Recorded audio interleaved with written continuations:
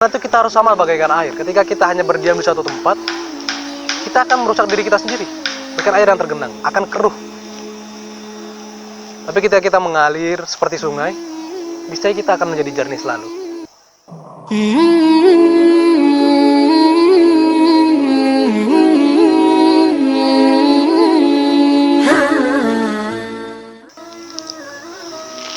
Assalamualaikum warahmatullahi wabarakatuh. Alhamdulillah, Alhamdulillah, Alhamdulillah. Assalatu wassalamu ala rasulillah wa ala alihi wa ashabihi wa mawala, amma ba'd.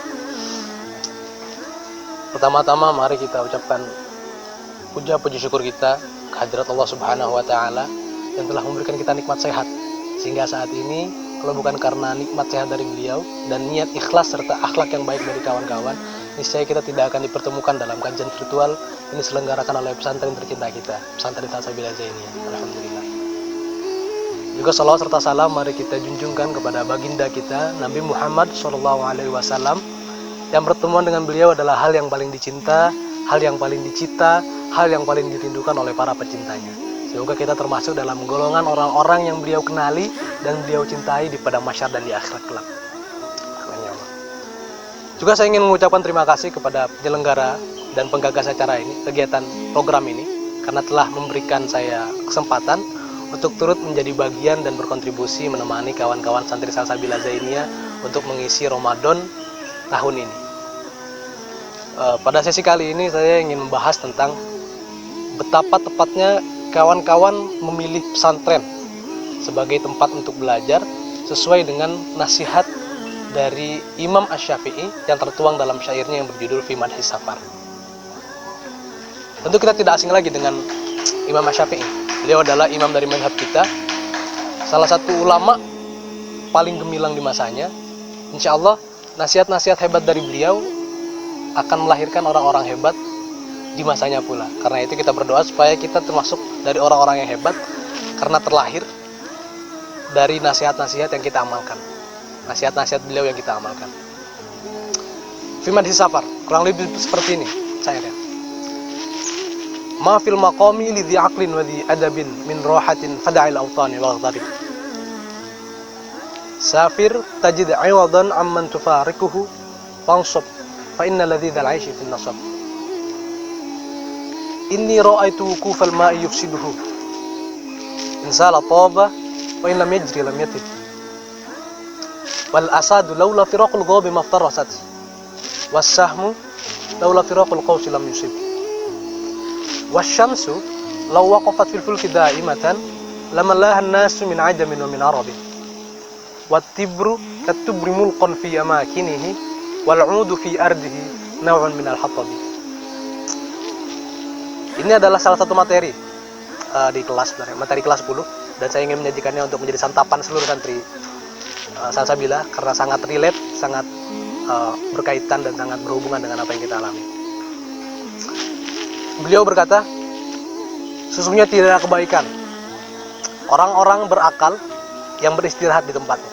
Orang-orang yang berakal, ia tidak akan senantiasa bermukim di tempat ia, tidak senantiasa bermukim di kampung halamannya. Ia bernasihat bahwa tinggalkanlah kampung halaman, pergilah, merantaulah kalian-kalian. Itulah ketika kawan-kawan memilih untuk menempuh pendidikan di pesantren, kita sudah meninggalkan kampung halaman, kita sudah meninggalkan rumah, meninggalkan desa, dan kita sudah melaksanakan bait pertama dari nasihat beliau, bahwa kita meninggalkan rumah kita dan kita bersafar. Lalu kata beliau, bersafarlah, safir tajid 'iwadan amman tufariku. Kalian akan menemukan pengganti dari apa yang kalian tinggalkan. Tidak usah takut kalian akan kehilangan sesuatu ketika kalian pergi dari rumah. Tentu kalian akan kehilangan kasih sayang yang kalian dapatkan ketika di rumah. Kalian akan meninggalkan teman-teman sebaya kalian di rumah. Tapi Imam Syafi'i menjamin bahwa kalian akan mendapatkan pengganti dari apa yang kalian tinggalkan. Kalian pergi ke pesantren, tentu kalian akan mendapatkan teman baru, kalian akan mendapatkan orang tua baru, yang insya Allah sama baiknya, bahkan bisa lebih baik dari apa yang kita dapatkan di rumah. Fansab fa inna ladhidhal 'aishi fin nasab. Dan berjuanglah, berusahalah. Karena sesungguhnya nikmat hidup itu terdapat dalam perjuangan. Allah mencintai para ulama. Ulama adalah predikat yang dihasilkan dari orang yang belajar. Namun Allah tidak hanya mencintai ulama sebagai hasil dari belajar itu sendiri. Allah juga mencintai prosesnya. Allah mencintai pembelajarannya. Allah mencintai hambanya yang belajar. Karena itu, man kharaja fi talabil ilmi fa huwa fi sabilillah yatayyab. Barang siapa yang keluar untuk mencari ilmu, maka ia berada di jalan Allah. Maka fansab fa innal ladzi dal'aishi fin nasab. Maka sebenarnya kenikmatan hidup itu ada dalam sebuah perjuangan. Perjuangan yang kita alami ini adalah perjuangan dalam belajar. Dan nikmatnya apa? Nikmatnya adalah fakta bahwa kita sekarang berada di jalan Allah. Dan itu adalah nikmat hidup paling nyata. Saya pergi jauh dari rumah, menyeberang pulau, dan saya bersyukur saya berada di sini karena saya percaya bahwa saya berada di jalan Allah. Dan sama, itu pun apa yang akan terjadi pada antum ketika antum ada di pondok. Antum harus bersyukur karena antum sedang berada di jalan Allah. Imam Syafi'i, beliau menulis nasihat ini di syairnya, itu tidak semata-mata karena apa yang beliau pikirkan saja. Apa yang beliau pahami, apa yang beliau rasakan, apa yang beliau lihat, beliau tuangkan di sini. Pengalaman orang hebat. Beliau bilang, sesungguhnya beliau melihat air yang tergenang justru akan merusak dirinya sendiri. Apabila air itu tidak tergenang, apabila air itu mengalir, maka ia akan senantiasa jernih. Karena itu kita harus sama bagaikan air. Ketika kita hanya berdiam di suatu tempat, kita akan merusak diri kita sendiri. Bukan air yang tergenang, akan keruh. Tapi ketika kita mengalir seperti sungai, niscaya kita akan menjadi jernih selalu. Begitu pula dengan singa, begitu pula dengan busur dan panah, begitu pula dengan matahari, begitu pula dengan biji emas, begitu pula dengan kayu-kayu di hutan sana yang bernilai jutaan ketika sudah diproses. Singa tidak akan mendapatkan mangsanya ketika ia tidak keluar dari hutan. Ia harus keluar berburu, baru ia bisa mendapatkan mangsanya. Panah, apabila ia tidak meninggalkan busur, apabila ia tidak ditarik dengan kuat, lalu dilepaskan dengan kencang, ia tidak akan mengenai sasaran. Ia akan mengenai sasaran hanya bila ia terlepas dari busurnya, meninggalkan busurnya.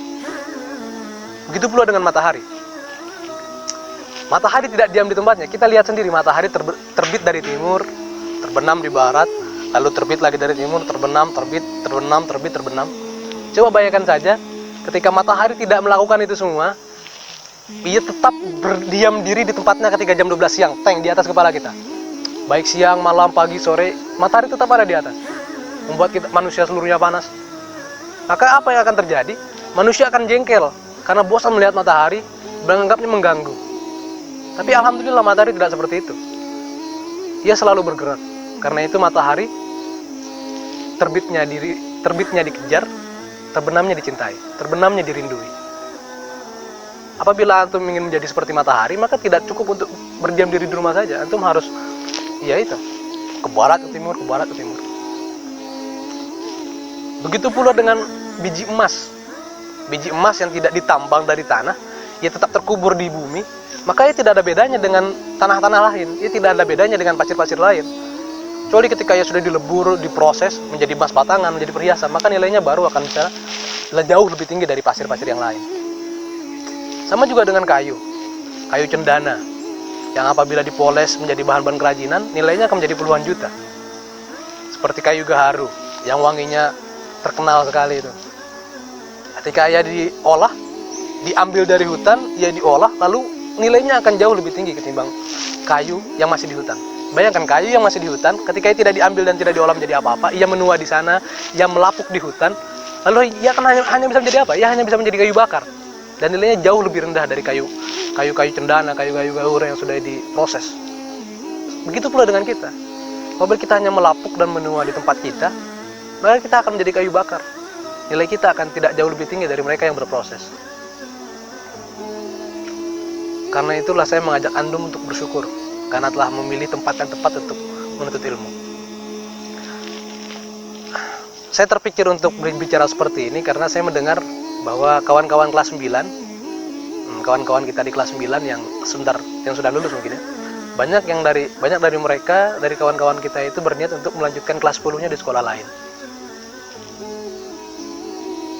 Saya menghabiskan seumur hidup, bisa dikatakan seumur hidup saya, dari bayi sampai sekarang saya berada di pesantren, hingga kurang lebih saya bisa memahami apa saja problematika yang dihadapi oleh kawan-kawan para santri. Ya, saya percaya itu berat, atau bahkan mungkin ada masalah-masalah yang dirasakan oleh kawan-kawan kelas 9 yang tidak dirasakan oleh saya. Jadi apa yang dirasakan oleh kawan-kawan lebih berat dari apa yang saya rasakan. Tapi itulah ujian, itulah pangsob, itulah nikmat hidup. Ketika kita tidak merasakan pahit itu sekarang, ketika kita tidak merasakan sakitnya belajar itu sekarang, maka kita akan menelan dan puas akan kebodohan kita di masa yang akan datang. Man lam yadzuq dhulla ta'allumi sa'atan tajarra dhullal jahli tula hayati. Barang siapa yang belum mencicip pahitnya menuntut ilmu, maka ia akan puas, dia akan selalu merasakan pahitnya kebodohan sepanjang hidupnya. Karena itu, mari kita hadapi kesulitan kita bersama. Percaya saja bahwa kesulitan tidak akan senantiasa bersama kita. Inna ma'al usri yusra. Ada kemudahan, ada kesulitan. Ada kesulitan, ada kemudahan. Wala huznun yadumu wala sururun wala usrun alaika wala rakha'un. Sesungguhnya kesedihan itu tidak akan selalu bersama antum. Bagaimana kemudahan tidak selalu bersama antum. Kemudahan akan selalu datang kesulitan. Kesenangan akan datang pula kesedihan. Maka tidak usah takut ketika antum sakit sekarang.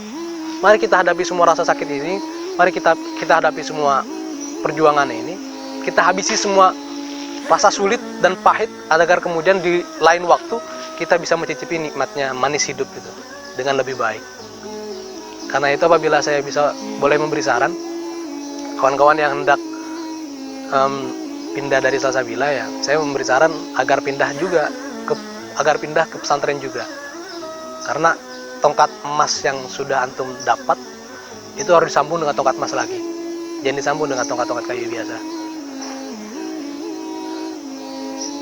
Dan sebenarnya setiap problematika pesantren nggak jauh beda ya. Kalau antum pindah ke pesantren juga sebenarnya ya buat apa? Antum akan menemukan masalah yang nggak jauh beda juga dengan seperti saja. Mungkin cukup sekian apa yang ingin saya sampaikan. Terima kasih. Hadanallahu wa iyyakum. Syukran. Assalamualaikum warahmatullahi wabarakatuh.